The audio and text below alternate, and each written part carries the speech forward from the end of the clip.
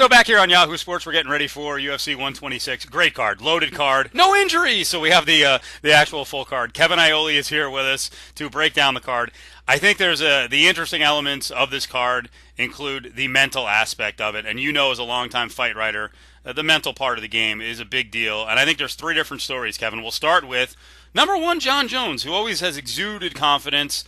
But he got involved in like a Twitter war. I think he's fallen victim to some trash talk. And then I even thought the stare down at the press conference was different because Jones tried to show a little disrespect and wouldn't look at Vitor. So where do you think Jon Jones is? Well, I think it's interesting, Steve, that, we're seeing this out of Jon Jones, who is so concerned about his image. I remember when I was writing a story on him, at UFC 119, I was interviewing him, and he was talking a lot, and he was concerned about, make sure you quote me accurately because I want to portray myself in a certain way. And now, not that he's going out there and being crazy, but certainly for him, he's expanding the envelope a little bit in terms of how he presents himself. Today I thought, though, he got back to being the Jon Jones that people have fallen in love with. He was at the UFC Open workout, and it was just phenomenal what he did with the fans. He really engaged the fans. He put on a workout. He tried some funny things. He made the people laugh. There's about 400 or 500 people there. Made them laugh, signed autographs. He threw 4 or 5 pairs of gloves into the crowd, and that told me that he got relaxed and he's back into it. I think maybe he was starting to feel the pressure a little bit, and that's why you saw him start to talk and do some things out of character. But I think he got back into it now, and I sense that he's very relaxed and he's ready to to go. So this is the first time we've talked about Jon Jones from a mental standpoint. Not the first time we're going to talk about Forrest Griffin. He's had a long layoff. We know Forrest is a really interesting guy. Sometimes he talks a lot. Maybe it's to throw you off the scent. He's spoken a lot about being nervous. He's scared. He's even mentioned that he's mentally broken in fights. So where do you think he is right now against Rich Franklin? Well, I certainly think Forrest, has reason to be nervous in his fight. Not only is he fighting a very good opponent, but, he's been off for a long, long time.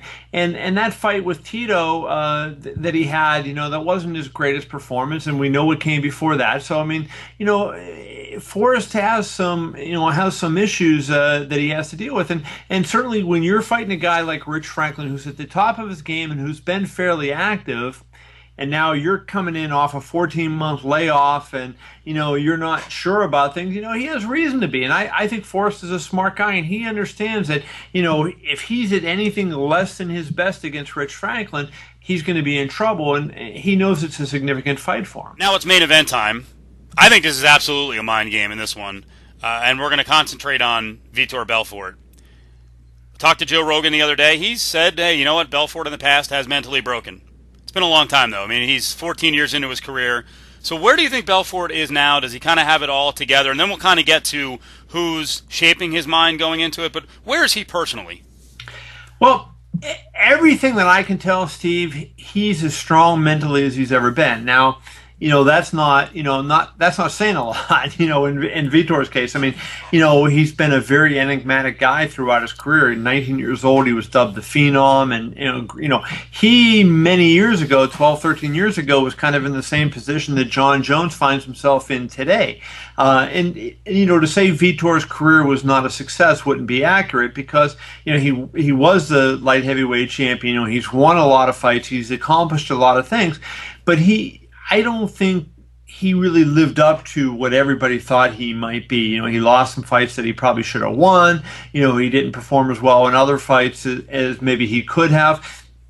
And so it's, there's some unanswered questions. And you kind of leave, if you look at Vitor's career and you say, I think I could have gotten more out of him and we could have seen more out of him. But now it seems like to me, for as long as I've covered him, which is about 10 years, he seems to have gotten into a place where he's confident in his ability. He knows what he can do. He knows what he can't do, and he's not going to ask himself to do things that he can't do, and he's not going to be frustrated by any of that stuff. So, I think he's probably in as good a place right now as, as I've known him to be in.